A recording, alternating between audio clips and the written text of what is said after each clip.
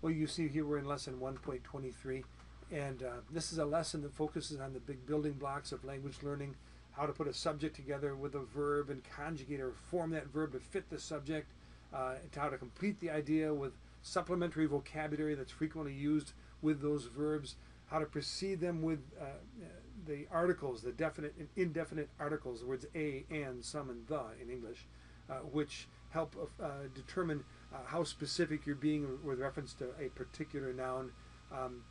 You're working in this lesson 123 with forming a sentence negatively, how to form a question in two different fashions, and you're even starting to be exposed to those troublesome, meddlesome, challenging prepositions. A, de, avec, dans, and en, and some of the unexpected turns that they take as well. And so in the course of today's class, I'd like to go through one of the tests found at the end of this lesson with you and talk about all the different decisions a person must make, or things of which a person must be aware in forming a sentence in a proper fashion in French. And yet, as I talk you through this test, and you hear all the different decisions you must make, and the forms these words must take, the position they must take in a sentence, I want at the very end focus on what truly matters, that you might not grow discouraged. And so let's click on the stop sign to take us down to the tests at the end of lesson 1.23. And you see, of course, that the tests exist in 4 forms. I already have my stopwatch open because later on I'm going to time myself. And so we'll just look at test number 1, and I'll talk you through the decisions that I would have to make in order to form these sentences, or this sentence correctly. Number 1, we're talking about, I'm talking about myself, and so je, and the verb is ouvrir, but I'm going to chop the ending off the verb. So je ouvre, but je and ouvre, that does not sound good. Any 2-letter French word ending in the sound e. I say 2-letter. There's another word that has 3 letters in it, which does the same thing, but one of those letters is silent. So in effect, you might say it's a 2-letter French word, which ends in the sound e, and is followed by a vowel sound, will form a contraction. So just like we say je and écoute becomes j'écoute, well, here we have je and ouvrir, j'ouvre, j'ouvre. So but make it negative. Je ne ouvre pas. Ne and ouvre will form n'ouvre. Je n'ouvre pas. And then we have last of all a picture of a door here. Is it going to be une porte? Is it going to be an indefinite quantity of doors, which is indicated by these crazy numbers down here, which would be des portes, or am I saying the door, la porte? Well, you assume, if you don't see me saying or indicating this by this image right here, a door, or whatever the noun happens to be, and if you don't see that picture with all the strange numbers in it, you assume that we're saying the door, and so you'd say la porte. So the sentence would be je n'ouvre pas la porte. Je n'ouvre pas la porte. Number 2. Here the ouvrir is not going to change. Whether it be j'ouvre, tu ouvres, il ouvre, or elle ouvre, ouvre is going to stay the same unless you say vous. And that's not the case as I look ahead at the sentences I must form here. And so I'm going to stick with the sound ouvre for my verb. Il ouvre. And here we have that picture which indicates an undefined quantity of doors. That's des for some doors. Il ouvre des portes. Now, no, don't be fooled by the fact that there are 3 doors in this picture. When there are 3 of a particular noun in the picture, that just means the plural. Could be 4 doors, 5, 6, whatever. Okay? So, il ouvre des portes. And number 3, tu ouvres. Now here we don't see any of those pictures that indicate either of the 2 indefinite articles, either the word a or some, and so we assume it's the doors. Tu ouvres les portes. Voilà, voilà, voilà. Number 4, you see this little gap between 3 and 4. That gap indicates that we're changing verbs. We've gone from ouvrir to sortir. So je, I must make a decision now. Is it je sorte? Is it je sors? Is my mouth open or closed? You may remember in the distant, vague past that I talked about this idea of when a verb in its original form ends in the sound e, you're going to close your mouth on the pronunciation of its conjugated form. It's when it has a subject. For example, habiter, you're going to say tu habites. You're going to close your mouth at the end of that stem, that part of the verb. Or let's take manger. You'll say tu manges. Your mouth closes on it. Or what other verbs do you know? You know préparer. Il prépare. I'm going to close my mouth. Or écouter. I say j'écoute. I close my mouth on the ending of the verb. That's what happens with verbs that end in the sound e in their original form. Laver, donner. I don't know that verb yet. Préparer, manger, habiter. Okay. If a verb does not end in the sound e, it'll end in the sound either re or ir, like partir, sortir, entendre. Your mouth will be open, like I said, like a dead fish. Huh? You'll say je sors in this case, sortir, so it's je sors. Or if it's the verb partir, it would be je pars. Or if the verb entendre, it would be j'entends. My mouth open. Okay, so bear that in mind if you can. So it's je sors. Now we need to have the preposition that shows the direction. I'm going out of and away from this school. So je sors de, and the word for the school, the words for the school, l'école. Je sors de l'école. Now we have il sort, again the preposition, de, showing we're moving away from, out of. Il sort de, and here's we want to say a church. Now I have to make the choice between un and une. Un is the masculine way to say a, and une is the feminine way. And since I'm a guy, I'm going to say, no, it has nothing to do with it. It's the noun that determines whether I use the masculine or feminine form of the article. Okay, it's this noun that follows. So the word is l'église, isn't it? Well, no, it's not. The church is not l'église. The church is l'église. If you go back to the close-up of my mouth presenting this word to you for the first time, when I first said it, I said église. I did not say l'église. I said église, and then I said a second time l'église, which is the church. But the word church is just église. Okay? Now, is it masculine or feminine? Well, from l'église, I can't know. When I see, for example, let's take le crayon, the pencil. When I see le crayon, I know very well, but le, that's a masculine word. When I see la porte, or hear la porte, and see the pronunciation, la porte, by the word la, I know that porte is a feminine word. But with l'église, I don't know. Because any noun beginning with a vowel sound, église, to say the, I will use L apostrophe, l, l'église.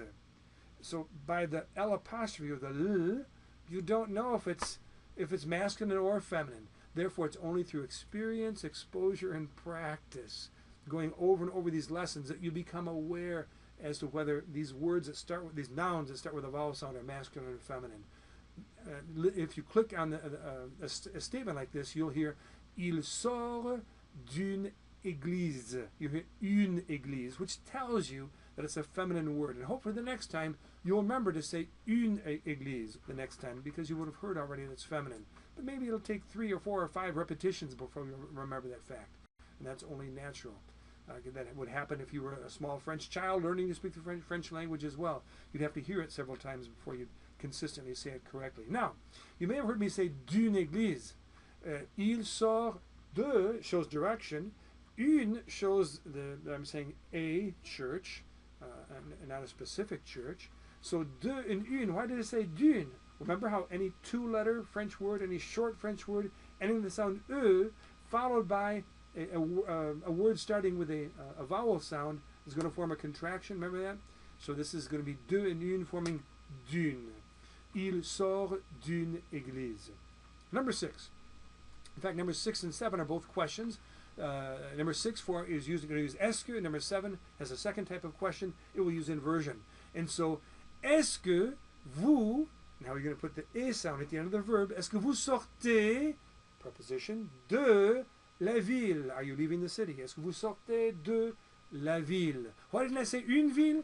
Because you didn't see this picture right here. And so when you don't see any preceding picture, such as this one right here, indicating that an indefinite article is necessary, you always assume the city, la ville, or the whatever the noun happens to be. Okay, now we come to number 7. And we're going to use inversion. We have tu sors, so inverting them. Sors-tu? Now the preposition de, do you go out of or away from? La maison. Sors-tu de la maison? Number 8. Il reste. Now we have the idea of staying within the house. So il reste dans la maison. The next one is just the same. It's just changing subjects to elle, a girl. Elle reste dans le bureau. We're just changing the noun at the end of the sentence. And now we come to 10 and 11, and these are challenging. They're challenging, they're troublesome, they're a pain, frankly, because you don't say here with the preposition what you think you wish you could say. Il en reste is not particularly difficult. In fact, if you look at number 11, tu en reste is not hard either. The challenge is the preposition. You'd like to say he stays in the United States. Il reste dans les États-Unis, but the French don't say dans for within a country. They use this preposition à. It's not the idea of movement toward, but it's nonetheless got to be used. It's more along the lines of at that location, but within the boundaries of. I'm sure you don't like that. But à, il reste à les États-Unis. However, that is not correct either. À and les, just like à and le, form the contraction o. They're spelled differently, but they both have the sound o. So à and le makes o, and à and les makes o. Thus, il reste aux États-Unis. And number 11, tu restes au Mexique. Okay. Now those last two items, let me just make a comment here. If it seems unusually harsh that you should be graded down, you should be corrected for using a preposition that seems to make no sense, remember you've been exposed to it a few times. Hopefully you've been practicing this lesson a few times, and so you do have a fair shot at remembering that with a country you say au, and you don't say dans le or dans les. Okay, but I want to just show you something. How I am nonetheless merciful. If you go to the top of this test, the testing section right here, and you see in the upper right-hand corner a percent sign, if you click on the percent sign, it shows you a grading key. It shows you how your teacher, or if I'm doing the evaluation, or if some other ULAT-trained instructor is doing the evaluation, how your test should be graded. You see that sentence structure, including the use of the personal pronoun, is worth 1 point. What does sentence structure mean? It means that you put the ne pas around the verb you're negating, or it means you invert the verb when you request it, the subject of the verb, when you request it to form a question of the type number 2, that sort of thing. And the personal pronoun would be, if you see this picture, I want to make sure you say tu and not some other pronoun like je. That's worth 1 point. Then 1 point is the verb identity and conjugation. That would be, if you see this picture right here, it's important you say faire and not manger, for example. And then the conjugation means that when you conjugate it, you say je fais. You don't say je faire, for example. So the conjugation and the proper verb is 1 point as well. Supplementary vocabulary, all those nouns that complete the sentence, they're worth 1 point as well. Articles, the 4th point down here. Articles are the words a, and, some, and the. Are they in the proper form to correspond to the noun that follows them? Now that's what I mean by gender and number. Gender means masculine or feminine. Number means singular or plural. And then last of all, you see all those are worth 1 point. When we get down to the poor, I shouldn't say poor, they're the ones who kind of torment our lives here. We get down to the troublesome prepositions, and I only make them worth half a point. If you use a preposition that makes sense in your sentence, even if it's not necessarily the one that I chose within the lesson itself, but it makes sense, it's considered correct. And if you happen to use the improper preposition, that's just worth half a point. It only deducts your score by how much? Let's take a look. If there are 4.5 points, therefore, per sentence, and a preposition is worth 1/2 a point, that's I think that's 1/9. Let me open up the stopwatch for you, for me, I should say. And I'll put it in the upper right-hand corner here. And I'm going to take one of these tests, all right? I'll take test number 3. And just listen as I go through this. Here we go. I have 1 minute and 50 seconds. Let's see if I can finish in 110 seconds. Les gens voient les papiers. Voyez-vous les enfants? Je regarde le chat. Tu vois, non, c'est je vois le chat. Tu vois un homme. Elle connaît l'élève. Vous connaissez les élèves. Il connaît des élèves. Tu viens à l'école. Est-ce que la femme vient au bébé? Je ne viens pas à l'église. Vous venez en bus, ou vous venez dans un bus, ou dans le bus, ou vous venez en bus. Stop! A few options for the last one. 35 seconds. Well, I just made it under the wire. I only had a minute and 15 seconds to spare. What I'm trying to say as I do that, I'm not showing off. What I'm trying to say is the key is not your ability to make the proper decision regarding form and position of each of those words, and the ability to explain why these decisions are made. What we're really trying to focus on, the key, is that you can go from the level of thought, concept, directly to the target language without passing through your knowledge of English, making no recourse either to printed text. Printed text should be impossible. Unless you've studied French under some system prior to coming to me, you've never seen words in printed forms. You can't think in terms of printed text. So much the better. So that's the goal, is without passing through the knowledge of English or through printed text, you should be able to go from the level of concept to the language you're speaking much more rapidly. We're looking for fluent speech. We're not looking for the ability to explain the French language. We're looking for the ability to speak it. Well, I think that's it. I'm going to let you now move to lesson 1.23 and to go back into it and study it on your own as well. Again, remember that you want to listen carefully to the proper preposition used in each of these different situations, and yet, if you're still mangling them or uncertain about them, they aren't the key. The key is, can you communicate your ideas? Can you convey your ideas in a relatively, increasingly fluent fashion? I'll see you at the beginning of class. The next class will be in lesson 1.24. Au revoir.